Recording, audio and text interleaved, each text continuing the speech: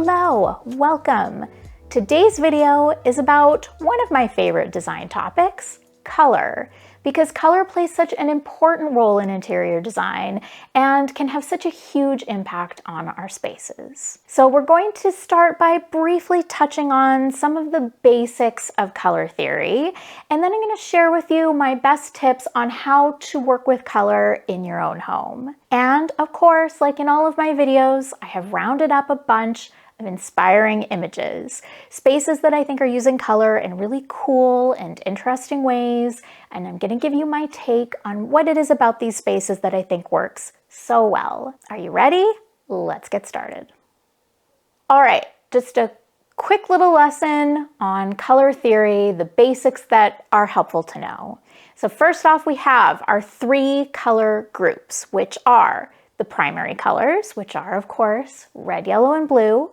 Then we have our secondary colors, which are created by combining the primary colors. And then there are tertiary colors, and those are created by combining primary colors and secondary colors. Now, as for some useful terminology, we have hue, value, and saturation.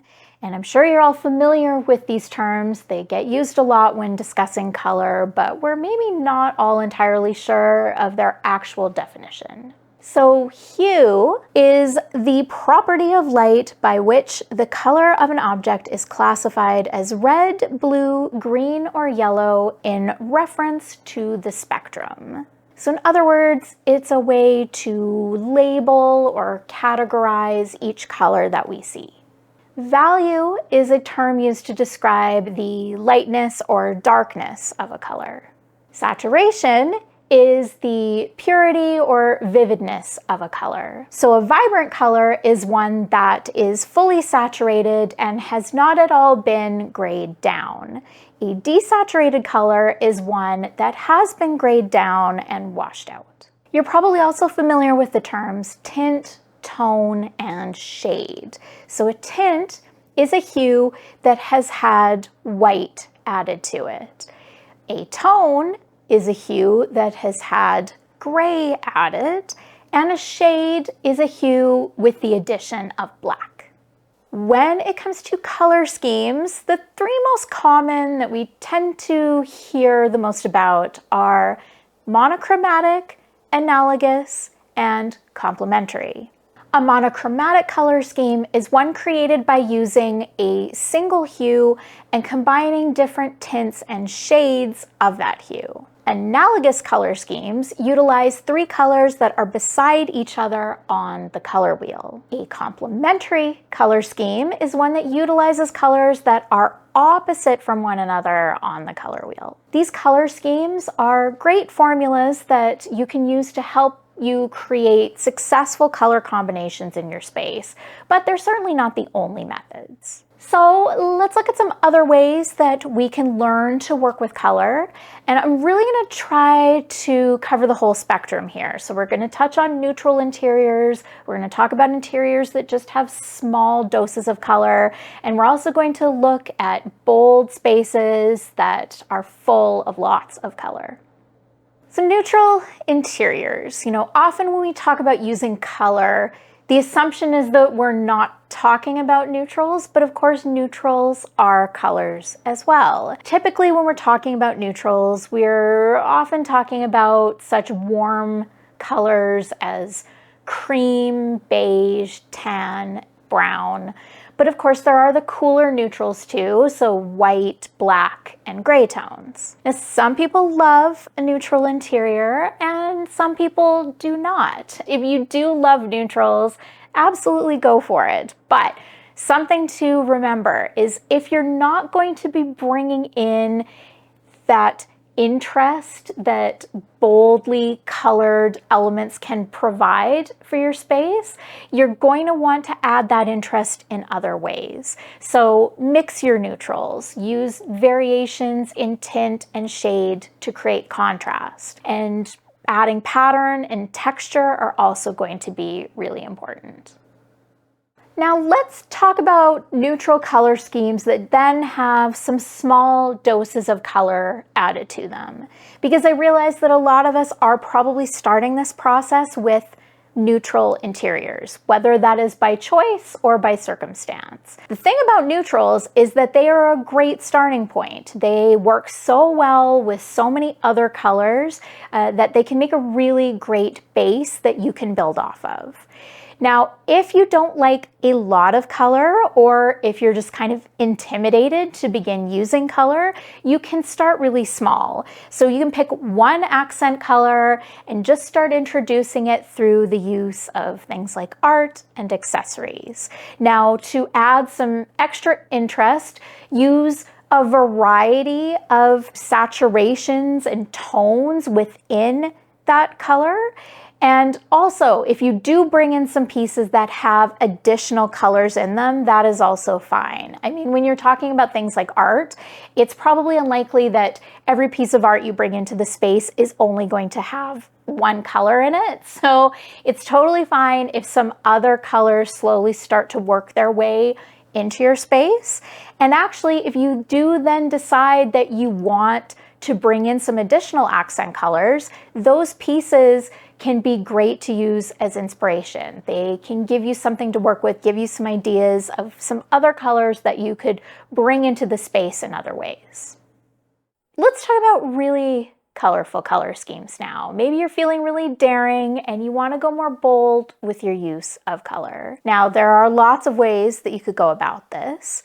If you currently have really neutral walls, then obviously painting your walls is going to have a lot of impact. Now you could still keep it light and bright, or you could go really dark and moody, or you could go bold and dramatic. Now you can pair it with white trim and a white ceiling for a more classic look, but you've maybe also noticed that there is a growing trend in what they are calling color drenching, where pretty much everything in the space is all painted the same hue. It's definitely a very bold move, but I think when it's done well, it can actually really be quite cool. Now, as I have mentioned in other videos, if you're wanting to go with a bold wall color, this tends to work best in enclosed spaces. So if you live in a home that has a lot of separate rooms, then you're good to go. But if you live somewhere that is more open concept, this can be a challenge because you're not going to have obvious starting and stopping points for those bolder colors. Now, of course, there are accent walls, a concept I think we're all familiar with, but I start to wonder if maybe we've become a little too familiar with the accent wall. I think they're maybe a little overdone. They can also kind of break the flow of a space. They can make things feel a little, chopped up and not cohesive. So instead of your basic accent wall, I like to look at the option of color blocking. And there are lots of ways that you can go about this. So maybe you just paint half a wall, or maybe you have a little alcove that you can work with. Or sometimes just a boldly painted ceiling can be a really great option. I've also seen some people do some very cool and interesting things with staircases. I've also seen some really cool things done with doorways and even with bulkheads. There's also the option of doing a fun color on your trim and your doors. And of course, there is also cabinetry. We're seeing so many great examples these days of really fun and interesting color options on cabinets, and I am here for it.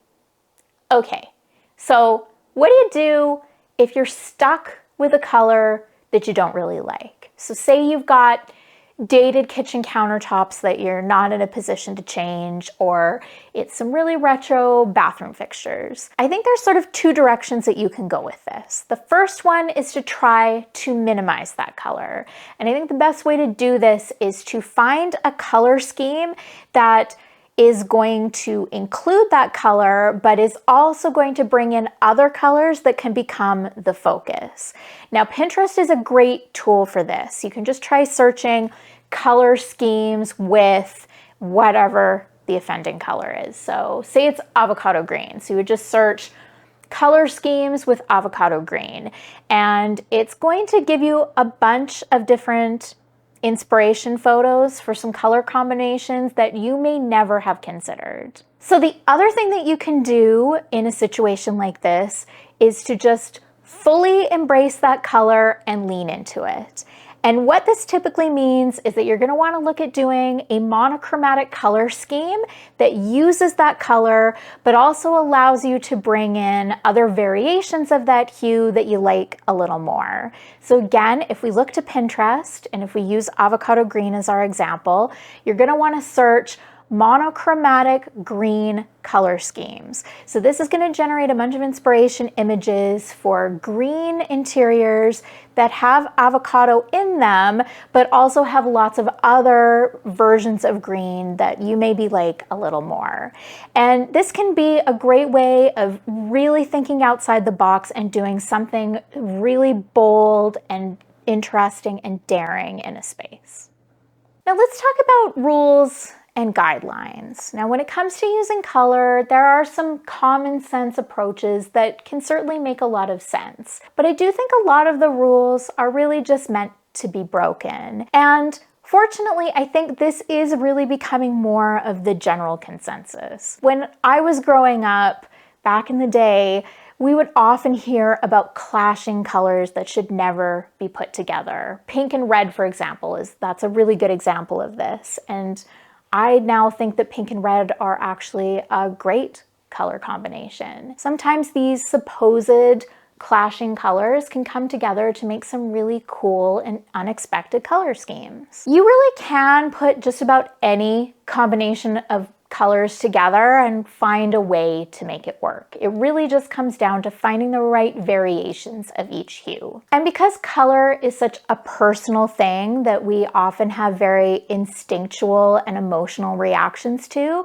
this is often just a matter of listening to your gut. But if you really aren't feeling confident about trusting your instincts, look for those inspiration pieces that I've mentioned. A piece of art, a pattern fabric, a colorful wallpaper, or a really cool area rug. When in doubt, pulling your color scheme from one of these items is a really good place to start. So now, with all of that said, I would like to share with you some colorful interiors that I am really into and why I think they're so good. Here we go. So I picked this photo because this one surprises me. If I saw this color combination out of context, my assumption would be that this was a traditional space because, you know, the tan, the brick red, the blue, we usually think of these being used in more classic interiors, but this space actually feels quite contemporary. So I like that juxtaposition. You know, I think that these chairs are really interesting. I also think adding this very modern black and white art has sort of helped to break things up a bit and add an unexpected element. It just feels cool to me, and I appreciate that they've taken these classic colors and used them in a not so classic way. So I picked this bedroom just because I think this is a great example of working with dark color, because I know that going with deep, rich colors can kind of feel a bit intimidating, but this has just been so well executed. I think this is a beautiful bedroom and yeah, just a great example of how dark colors can be used in a really impactful way. Okay, so this image, when I first looked at this, I noticed that we are looking at white paneled walls. And when I see white paneling like this, I usually think modern farmhouse. And when I think modern farmhouse, I'm usually thinking of a very neutral space. And that's not what this is. I just really appreciate that they decided to go bold with the color here. I love this vibrant stripe on the sofa, the colorful artwork. I just think these vibrant pops of color are really fun and interesting and unexpected in what could have otherwise been maybe a bit boring of a modern farmhouse kind of space. This room I just thought was a great example of how to use softer, more subtle colors, because not everybody likes bright and bold. And especially if you are someone that is drawn to more traditional interiors, you're probably also going to be drawn to softer, more muted colors. And this is just a great example of how you can work with color in a more classic space.